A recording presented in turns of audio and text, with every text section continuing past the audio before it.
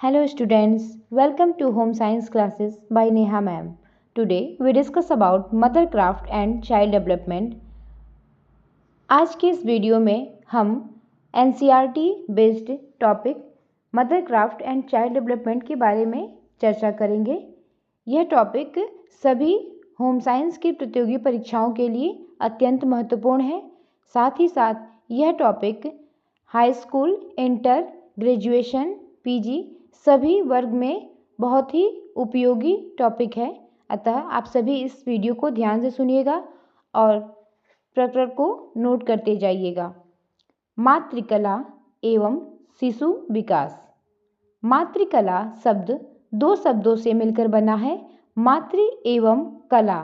मातृ का तात्पर्य जननी या जन्म देने वाली स्त्री से है तथा कला का तात्पर्य सुंदर या स्वाभाविक गुण जैसे नम्रता, स्नेह, त्याग, प्रेम, सहनशीलता, क्षमा, दया इत्यादि। अर्थात स्त्री का वह गुण या भाव जिससे वह शिशु का पालन पोषण करती है और उसकी प्रसन्नता के लिए अपने सभी सुखों का त्याग करती है। मातृत्व अर्थात मातृ प्लस तत्व अर्थात माता योग्य तत्व।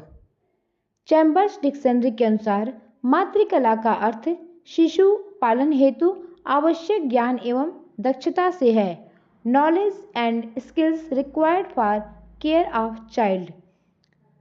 शिशु पालन का अर्थ बालक को छोटे से बड़ा करना, निर्भर से आत्मनिर्भर बनाना, असहाय से स्वावलंबी बनाना। आगे हम डिस्कस करेंगे कि मातृकला व शिशु पालन का विषय क्षेत्र किन किन विषयों से या किन किन प्रकरणों में बटा रहता है। तो यह मुख्यतः 10 प्रकरणों में बटा है। नंबर 1 पे है मातृत्व की योग्यताएं, अर्थात हम मातृत्व कला और शिशु पालन के अंतर्गत यह भी जानते हैं कि मातृत्व की कौन कौन सी योग्यताएं होती हैं। नंबर 2 पे है प्रजनन तंत्र का अध्ययन, अर्थात हम मातृत्व कला के अंतर्गत यह भी ज्ञान प्राप्त करते हैं कि प्रजनन तंत्र क्या है और वे किस प्रकार कार्य करती हैं, किस तंत्र का क्या कार्य है तथा यह मातृत्व के गुणों में विकास करने के लिए किस प्रकार अपना योगदान देती हैं। नंबर 3 पर है गर्भकालीन विकास का अध्ययन, अर्थात मातृत्व कला एवं शिशु पालन के अंतर्गत हम इस तथ्य का भी अध्ययन करते हैं कि गर्भकालीन विकास किस तरह होता है तथा इनमें किस तरह के परिवर्तन देखे जाते हैं और किस तरह की समस्याएं आती हैं। अगला है प्रसव पूर्व तैयारी, अर्थात हम मातृत्व कला एवं शिशु विकास के अंतर्गत प्रसव पूर्व तैयारी के बारे में भी जानकारी प्राप्त करते हैं तथा प्रसव प्रक्रिया व नवजात शिशु के देखभाल के बारे में भी जानते हैं। साथ ही साथ पालन पोषण से संबंधित सभी अध्ययनों को भी हम जानते हैं, अर्थात हम मातृत्व कला और शिशु पालन के अंतर्गत पालन पोषण के सभी विधियों का भी अध्ययन करते हैं। नंबर 8 पे है संक्रामक एवं सामान्य रोगों का अध्ययन, अर्थात मातृत्व कला एवं शिशु पालन में हम सभी संक्रामक बीमारियों तथा सामान्य बीमारियों के बारे में जानते हैं कि यह किस प्रकार फैलता है तथा इससे हम किस प्रकार माँ को और शिशु को बचाएंगे।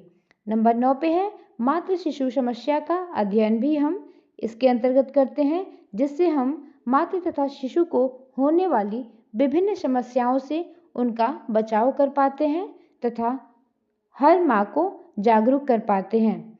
साथ ही साथ हम मातृत्व कला एवं शिशु पालन विषय के अंतर्गत परिवार नियोजन व परिवार कल्याण कार्यक्रमों का भी ज्ञान प्राप्त करते हैं, जिससे हम एक सुखी और स्वस्थ परिवार की निर्माण कर सकें। साथ ही आगे हम जानेंगे मातृत्व के लिए योग्यताएं, अर्थात एक स्त्री को मातृत्व सुख प्राप्त करने से पहले किन किन योग्यताओं से परिपूर्ण होना चाहिए। सृष्टि के प्रारंभ के साथ ही संतानोत्पत्ति का कार्य प्रारंभ हो जाता है।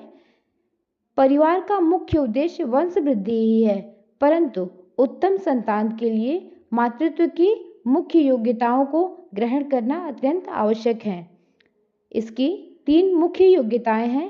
पहला, जैविकीय योग्यता अर्थात बायोलॉजिकल फिटनेस जिसे हम कहेंगे इंग्लिश में, अर्थात वे योग्यताएं जिससे माँ का जैविक विकास परिपूर्ण हो, अर्थात माँ पूरी तरह से स्वस्थ हो, वह एक स्वस्थ शिशु को जन्म देने की अवस्था में हो और उसका बायोलॉजिकल डेवलपमेंट पूरी तरह एक माँ बनने के लिए हो चुका हो।